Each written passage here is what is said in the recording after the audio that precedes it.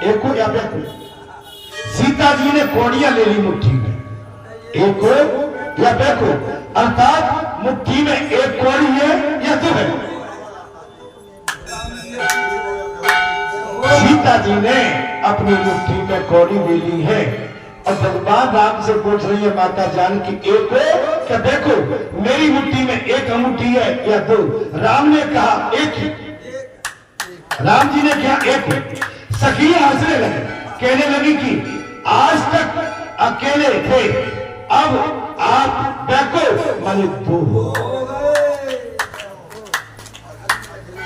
वहां पर सहेली हंसी है और राम जी के सामने कह दिया, बोले लला अब तुम एक नहीं दो हो गए। फिर भी कहने लगी, बोले लक्ष्मण ने कहा महाराज बड़े भैया की बात बिल्कुल सही है, बड़े भैया की बात बिल्कुल सही है। उनकी भाषा में गुणार्थ है। विवाह के बाद देखो दो व्यक्ति एक हो जाते हैं, राम और सीता अब दो नहीं एक।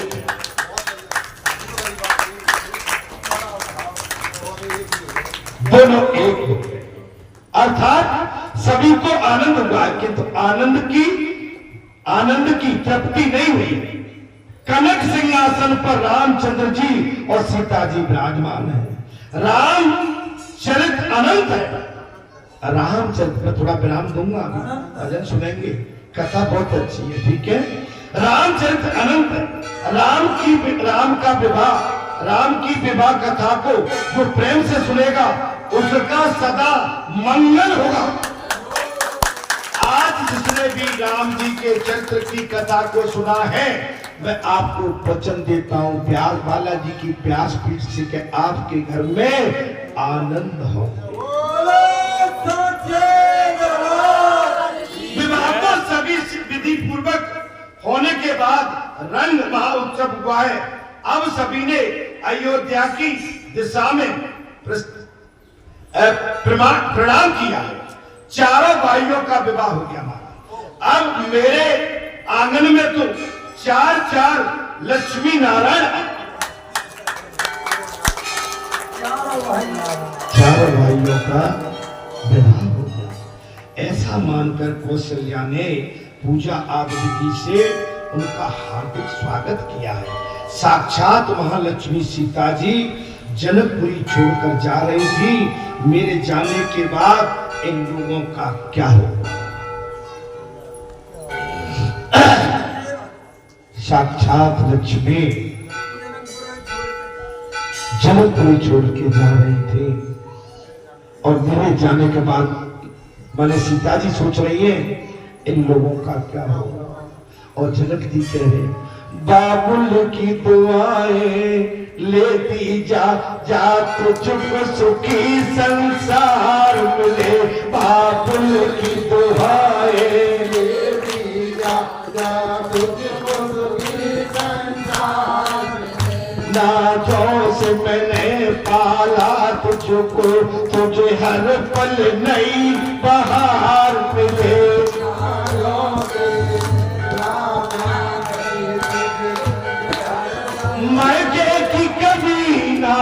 याद आए तुझे ऐसा सुखी संसार मिले।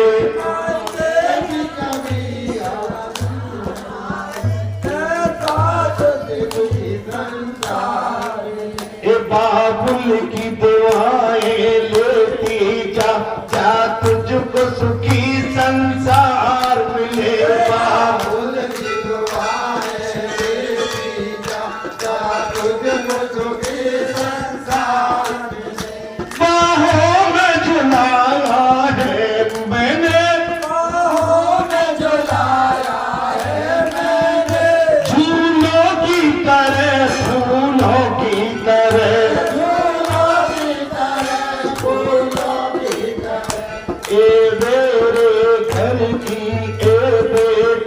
तुझे हर पल नई बहार मिले। बाबुल की दुआएं लेती।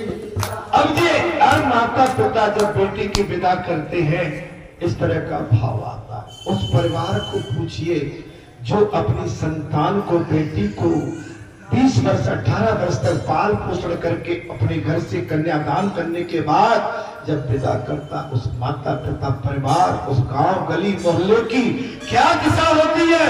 सभी के आंखों में आंसू का भंडार रहता वो समय वाला। साक्षात मां लक्ष्मी सीता जी जनकपुरी छोड़ के जा रही है। मेरे जाने के बाद इन लोगों का क्या होगा। माता जी ने अपने आंचल में चावल भरकर चारों ओर बिखर दिए हैं। आज भी मिथिला में चावल बहुत पकते, चावल फेंके जाए, बेटी जाए। मैं एक बात और कह देता हूं, जिस समय बेटी जाए चावल या अन्न को फेंक के घर में जाती है, उस चावल अन्न को 24 घंटे तक उस दरवाजे में, उस घर में पड़े रहने दो, झाड़ मत, क्योंकि वो लक्ष्मी देख जाती है।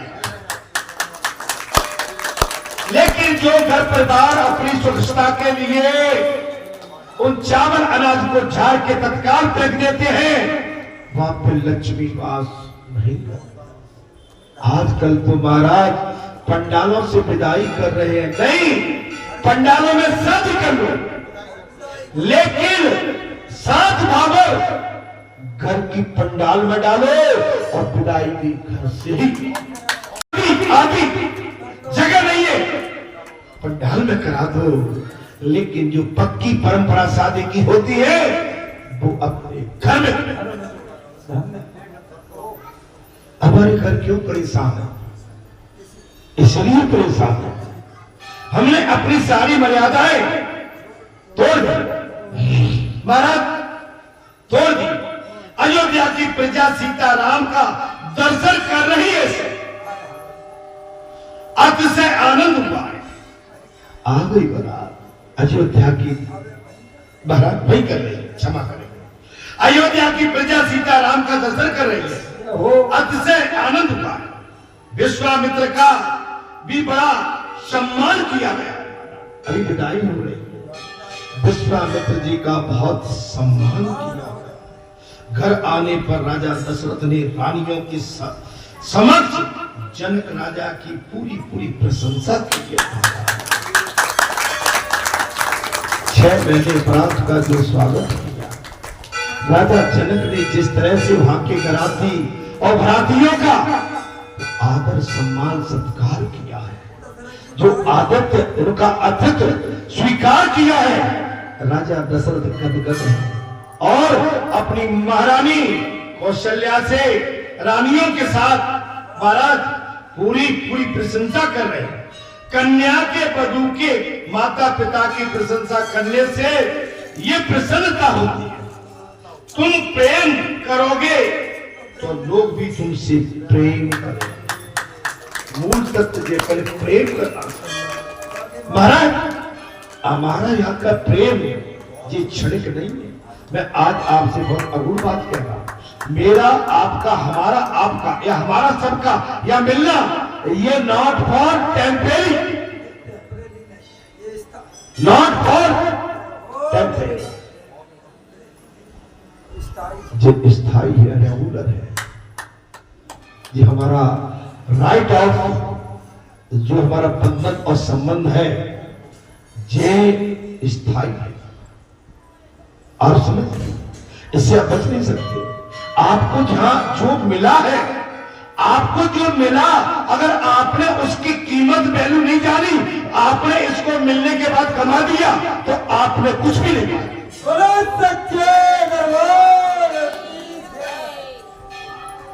अरे इतना तो आपको आपके अपने घर के भी नहीं दे सकते जो बाबा आपको जहां दे रहा है।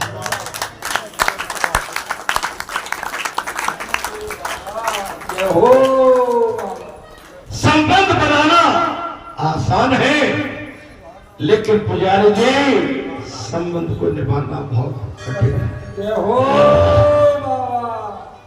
दोस्त यही कहता है, महाराज दर्द भी तू, चैन भी तू, दर्द भी तू और चैन, दर्द कब है? तब मेरी नहीं सुनता। चैन कब है? तब मेरी बात सुनता है।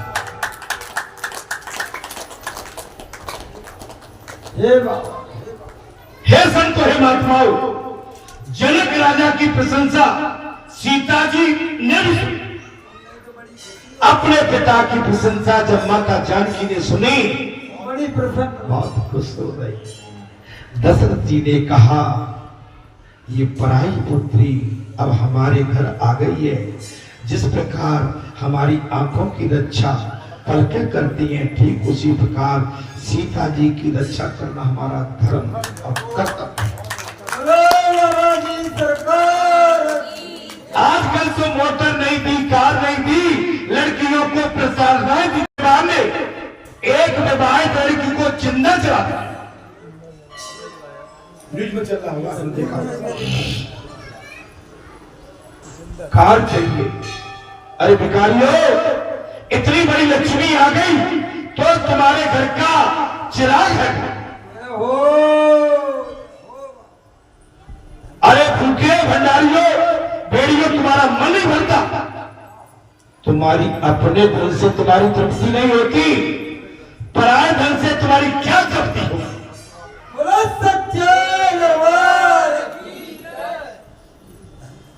बेटी को, बहू को बेटी का अधिकार।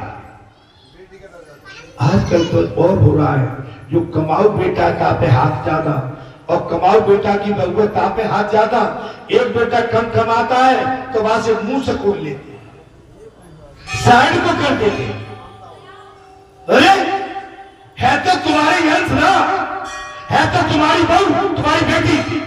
तुम अपनी बेटी बहू के साथ इस तरह का अन्याय क्यों करते हो? तुम्हें इसका जवाब इस लोक में नहीं, तुम्हें वो लोक में देना पड़ेगा।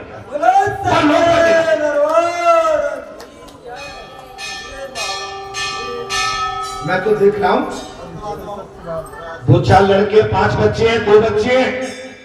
अब एक बच्चा है तो वो तो जाएगा कहां? लेकिन अधिकांश ऐसा भेदभाव घरों में होगा। अब जो भेदभाव जिस घर में चलता है, वह भगवान आ सकते हैं क्या? लक्ष्मी आ सकती है क्या? अरे परेशान हो गए, जीवन कभी सुख नहीं पाओगे। क्यों? तुम दूसरे की कन्या को दुखी रखोगे, तुम जीवन में कभी सुखी नहीं रह सकते। कन्या बारात जी, बधू लड़कनी पर घर आई, राखी नैन पलक की सूत जी। बारात सूत जी यहां सावधान करते, ये भागवत कथा चल रही है। सुखदेव भगवान राजा परीक्षित को पूरी कथा सुना रहे हैं और सूत जी आ गए। सूत जी सावधान कर रहे हैं। आनंद के दिन कुछ शीघ्र ही, आनंद के दिन बड़ी जल्दी बीत जाते हैं। आनंद के दिन बड़ी जल्दी बीत जाते हैं। रामचंद्र जी 27 वर्ष के हुए और सीता जी 11 वर्ष की है।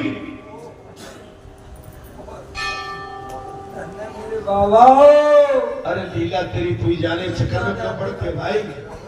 हाँ, अरे मां शक्ति है वो, उनका 11, 12, 18, 20, 22। एक दिन राजा दशरथ जी राजसभा में विराजमान थे, उनका मुकुट कुछ टेढ़ा हो गया। सुख के दिन बहुत जल्दी बीत गए।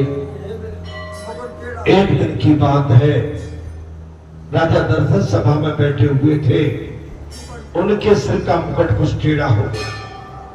दर्पण में देखा तो मुकुट के साथ साथ उन्होंने महाराज वो भी देखा कि उनके कान के कुछ केस सफेद हो गए, बाल सफेद।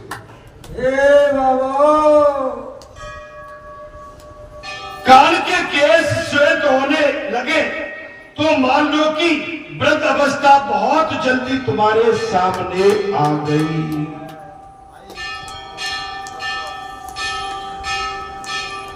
कान के बाल यदि श्वेत होने लगे, ऐसा समझ लेना क्या वृद्ध अवस्था आपके पास आ गई। दशरथ ने सोचा कि ये श्वेत केस महाराज उपदेश दे रहे कि तुम अब अतिशय व्रत हो चुके हो, राम का राज्याभिषेक क्यों नहीं करते।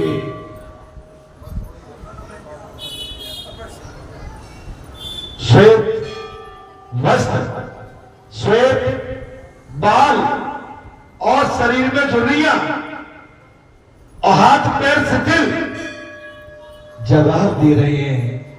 अब अपना भगवान में प्रेम लगाओ, लड़के बच्चों को अपना काम काज सौंप।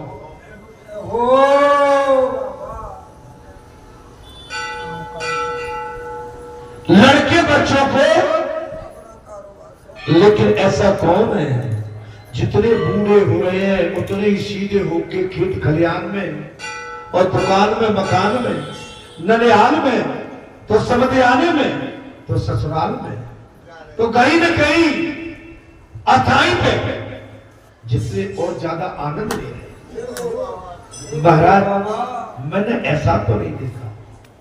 आज जो दादियां आती है ना, इन दादियों से बड़ी शोभा है, पंडाल की शोभा है। और एक दादी लेट आ रही है तो एक दादी के बगैर आपकी ये पंडाल सुनी लगती। मैं कोई व्यक्ति विशेष नहीं कह रहा हूं, सही माने टाइम की बुढ़ापे की, माने ये दादी 25 साल से जुड़ी है, लेकिन समय की इतने पाबंद थी, लेकिन आज इनका शरीर जवाब दे।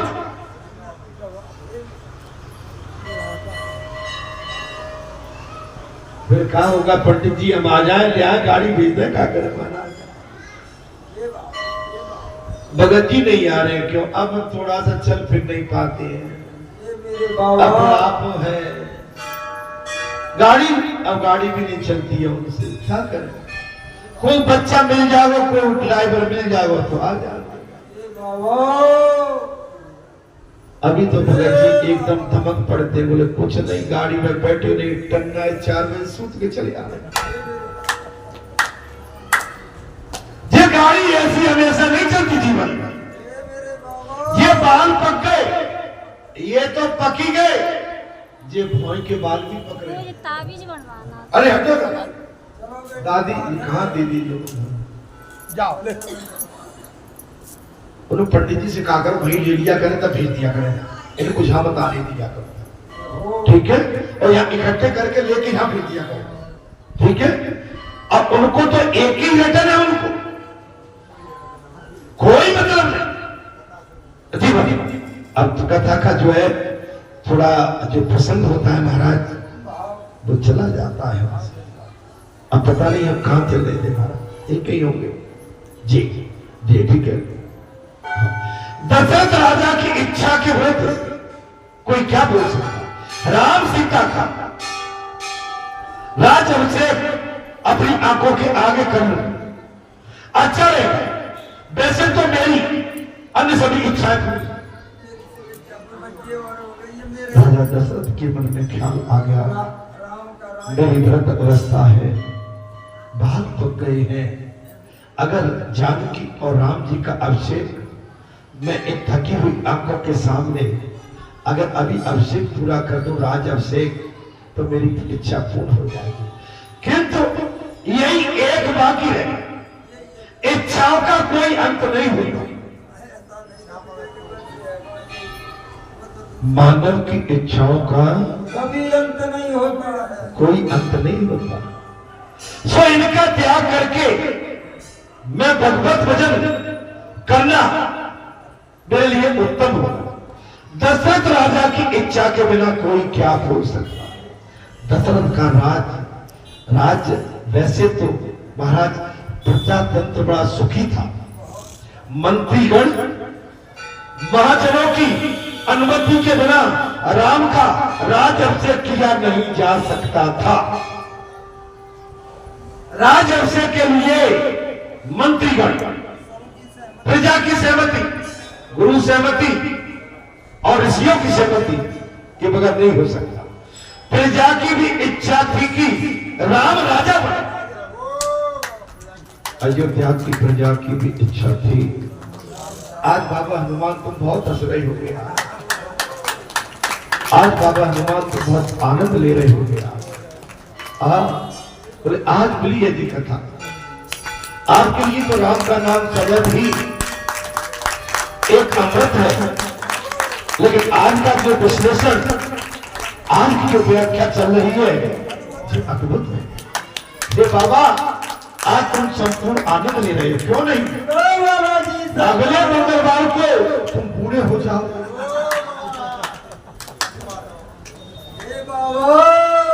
अगले मंगलवार को तुम बूढ़े जो हो जाओगे। अच्छा बाबा तुम बूढ़े कभी हो ही नहीं सकते, आज अजर अमर है। महाराज राजा दशरथ ने मंत्रीगण और महाजनों से कहा यदि आपकी अनुमति हो तो राम को राजपद देने की विधि हम करें। मंत्री सुमन ने कहा धन्य है, मंत्री सुमन खास था। मंत्री सुमन ने कहा राजन हम धन्य हैं, हम भी यही चाहते हैं, किंतु संकोच बस बोल नहीं पाते। भैया धन्य है, लेकिन संकोच बस हम बोल नहीं पाते। उसी समय राज्यसभा में वशिष्ठ जी का आगमन हो गया। उसी समय राज्यसभा में वशिष्ठ जी का आगमन हुआ है, सभी ने उनका सत्कार किया है। दशरथ ने उन्हें प्रणाम करते हुए कहा प्रजा की इच्छा है कि राम का राज अभिषेक किया जाए, आपकी हम आज्ञा चाहते हैं। हे गुरुदेव आपकी आज्ञा और चाहते हैं, प्रजा की इच्छा है कि राम अयोध्या के राजा बने। महाराज वशिष्ठ जी राजन विचार तो बहुत अच्छा है। गुरु वशिष्ठ जी ने कहा राजन विचार बहुत अच्छा है। दशरथ जी महाराज कोई शुभ मुहूर्त बताइए। वशिष्ठ जी ने कहा कि आज का मुहूर्त बताऊं, किंतु वे जानती हैं कि आज उनका राज अभिषेक नहीं हो सकता।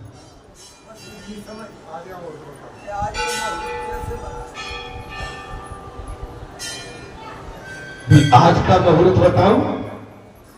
महाराज वशिष्ठ ने सोचा कि मुहूर्त बताऊं, किंतु वे जानते थे कि आज उनका राज अभिषेक नहीं हो पाएगा।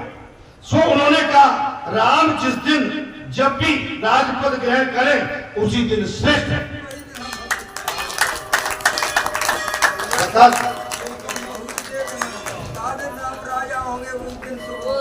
त्रिकालदर्शी थे वशिष्ठ जी, विधि के विधान को वशिष्ठ जी जानते थे। भगवान राम के भाग्य में इस समय अयोध्या का राजा बनना असंभव है। राम ने कहा आपने मेरे यहाँ महाराज दशरथ वशिष्ठ जी राम को ये समाचार, महाराज क्षमा करें मैं फिर कहीं भटक, ठीक है। उन्होंने मंत्रीगण से कहा सुमन मंत्री जी हो गया 10 ही बजे हो गया। राम ने कहा आपने मेरे यहाँ पधार कर मुझे पावन कर। भगवान श्री राम ने गुरु वशिष्ठ जी से कहा हे सद्गुरु भगवान आज आपने इस महल में पधार कर हमको पावन कर दिया। वशिष्ठ जी तुम तो विनय की मूर्ति हो राम। वशिष्ठ जी कहने लगे राम तुम तो विनय की मूर्ति हो राम, अतः ऐसी बात है स्वाभाविक तुम में आती कहां से? ऐसी बात है स्वाभाविक तुम में आती कहां से? कल तुम्हारा राज अभिषेक होगा हे राम, कल तुम्हारा राज अभिषेक होगा। राज अभिषेक की बात सुनकर सभी लोग आनंदित हो गए, किंतु राम कुछ उदास हो गए। राज अभिषेक की बात सुनकर पूरी सभासद खुशी में छा गए हैं, लेकिन राम ने ये शब्द सुने तो कुछ उदास हो गए। वे वशिष्ठ जी से पूछने लगे क्या मुझे अकेले ही राजा बनना पड़ेगा? क्या मुझे अकेले राजा बनना? महाराज वशिष्ठ जी ने राजा तो एक ही हो। ये बाबा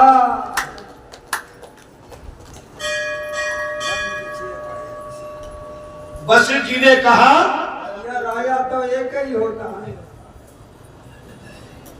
मौत हो ने भाई थोड़ा। वशिष्ठ जी ने कहा बोले राजा तो एक ही नहीं, राम जी नहीं नहीं, हम चारों भाइयों का राज अभिषेक होना चाहिए एक साथ।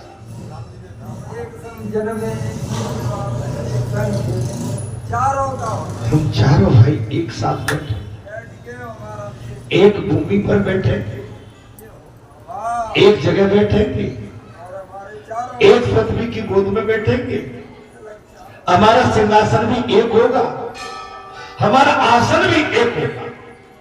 महाराज राज्य अभिषेक होना चाहिए।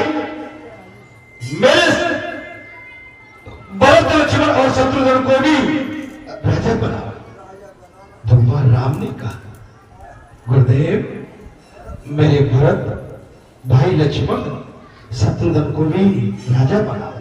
वशिष्ठ जी ने महाराज मन मन स्मृति करते हुए कहा मैं तुम्हें कैसे समझाऊं राम। मन में चिंतन कर रहे हैं वशिष्ठ जी। राम मैं तुम्हें कैसे समझाऊं कि राजा तो